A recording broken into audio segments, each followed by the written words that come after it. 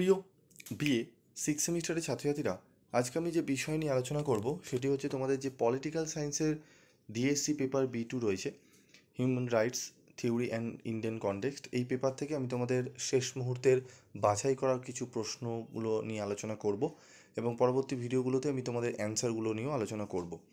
তো চলো কথা না বাড়িয়ে চলে আসবো মূল আলোচনায়। তো কী কী প্রশ্ন তোমাদের একদম শেষ মুহূর্তের জন্য দেখতে হবে, ভালো করে তোমরা দেখে নাও। এবং তোমাদের কিন্তু আজকে পরীক্ষা যাদের হিস্ট্রি এবং এডুকেশন ছিল, প্রায় 100% কোশ্চেনই কিন্তু কমন এসেছে। হিস্ট্রি তোমরা মিলিয়ে দেখলে বুঝতে পারবে 100% যা কোশ্চেন আমি দিয়েছিলাম লাস্ট মিনিটে দুটো করে 20 নম্বরে 3টে প্রশ্ন দিয়েছি, 3টের মধ্যে 3টেই কমন এসছে। 10 নম্বরে দুটো দিয়েছি, সেই দুটো 10 নম্বরও বসিয়ে দিয়েছে।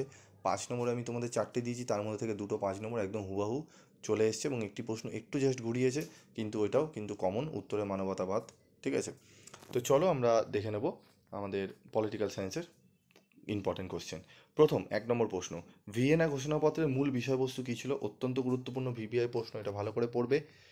সম্মিলিত জাতিপুঞ্জের মানবাধিকার কমিশনের গঠন ও কার্যাবলী আলোচনা করো। সম্মিলিত জাতিপুঞ্জের মানবাধিকার কমিশনের ভূমিকা আলোচনা করো। এই প্রশ্নটি খুব ভালো করে তোমাদের পড়তে হবে।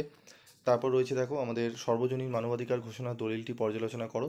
যেগুলো ইয়েলো কালার ভিপিআই স্টার দেওয়া রয়েছে এবং স্টারের ওপর ইয়েলো কালার দেওয়া রয়েছে, সেগুলোকে ভালো করে করলেই তোমরা কিন্তু 100% কোশ্চেন কমন পেয়ে যাবে। বিশ্বব্যাপী মানবাধিকার রক্ষার স্বার্থে সম্মিলিত জাতিপুঞ্জের ভূমিকা বা গুরুত্ব আলোচনা করো। স্টারমার্ক এবং ভিভিআই, যেগুলো ভিভিআই বলে পাশে লিখছি, সেগুলো অত্যন্ত গুরুত্ব সহকারে করবে। পরের প্রশ্ন, মানবাধিকার সুরক্ষায় সম্মিলিত জাতিপুঞ্জের ব্যর্থতার কারণগুলি কী কী? এই প্রশ্নটি ভালো করে করবে। এরপরে প্রশ্ন রয়েছে, মানবাধিকারের ক্রমবিকাশ আলোচনা করো। মানব সভ্যতার ইতিহাসে মানবাধিকারের বিবর্তন আলোচনা করো। এই প্রশ্নটি কিন্তু অত্যন্ত গুরুত্বপূর্ণ, এই প্রশ্নটি ভালো করে নেবে। তারপর রয়েছে ভিয়েনার ঘোষণার উদ্দেশ্য কী ছিল? ভিয়েনা ঘোষণার কর্মপন্থার কর্মসূচি আলোচনা করো। এই প্রশ্নটিও গুরুত্বপূর্ণ। মানবাধিকারের ধারণাটির উৎস বিশ্লেষণ করো, প্রশ্নটি অত্যন্ত গুরুত্বপূর্ণ। এরপর দেখো, এটি মডেল 1 গেল। মডেল 1 থেকে আমি ভিভিআই প্রশ্ন কটা বললাম? 1টি, 2টি, 3টি, 4টি, টোটাল 4টি প্রশ্ন আমি ভিভিআই বললাম। এই 4টি প্রশ্ন যদি ভালো করে নাও, আশা করি এখান থেকেই তোমরা 10 এবং একটি 15 নম্বরের প্রশ্ন কমন হয়ে যাবে। তবুও যদি রিস্ক না নিতে চাও, তাহলে বলবো তোমরা ভিয়েনা ঘোষণাপত্রে এই প্রশ্নটা ভালো করে একটু করে নেবে এবং এর সাথে আরেকটি প্রশ্ন যেটি বললাম, এই প্রশ্নটি ক্রমবিকাশ আলোচনা করো। এই টোটাল 6টি প্রশ্ন এখান দিয়ে যদি করে নাও, একদম নিশ্চিন্ত থাকবে তোমাদের পরীক্ষা খুবই ভালো হবে। চলো মডেল 2 থেকে দেখে নেবো। প্রথম প্রশ্ন, মানবাধিকারের ভিত্তি হিসাবে ভারতীয় সংবিধানের সাম্যের অধিকারটি আলোচনা করো। এই প্রশ্নটি ভালো করে পড়বে। এর সাথে যেই প্রশ্নটি আরেকটি পড়বে, সেটি হচ্ছে রাজ্য মানবাধিকার কমিশনের গঠন ও কার্যাবলী আলোচনা করো। এই প্রশ্নটি খুব ভালো করে তোমাদের করতে হবে। ঠিক আছে, তার মানে 6 নম্বরের দাগের প্রশ্ন এবং 1-এর দাগের প্রশ্ন, ভিভিআই প্রশ্ন, স্টারমার্ক প্রশ্ন। তারপর দেখে নেবো আমরা 7 নম্বর প্রশ্ন, ভারতের জাতীয় মানবাধিকার কমিশনের গঠন ও কার্যাবলী আলোচনা করো। অত্যন্ত গুরুত্বপূর্ণ।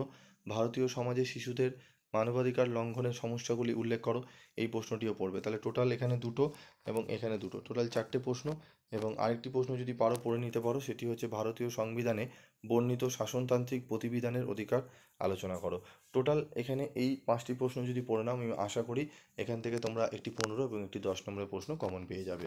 ঠিক আছে, এই প্রশ্নগুলো ভালো করে যদি করে নিতে পারো, একদম তোমরা কমন পাবে এবং তোমাদের পরীক্ষাও কিন্তু আশা করি যেরকম ইতিহাস এবং এডুকেশন, বাকি যে সমস্ত পরীক্ষাগুলো তোমাদের আগে হয়ে গেছে, যেরকম কমন পেয়েছো, এই পরীক্ষায় কিন্তু তোমরা পাবে কমন। ঠিক আছে, এবং তোমাদের লাস্ট মিনিটে আর কোন কোন সাবজেক্টের লাস্ট মিনিটের সাজেশন লাগবে এবং কোন কোন প্রশ্নের আদর্শ উত্তর তোমাদের লাগবে, তোমরা অবশ্যই কমেন্ট করে জানাবে।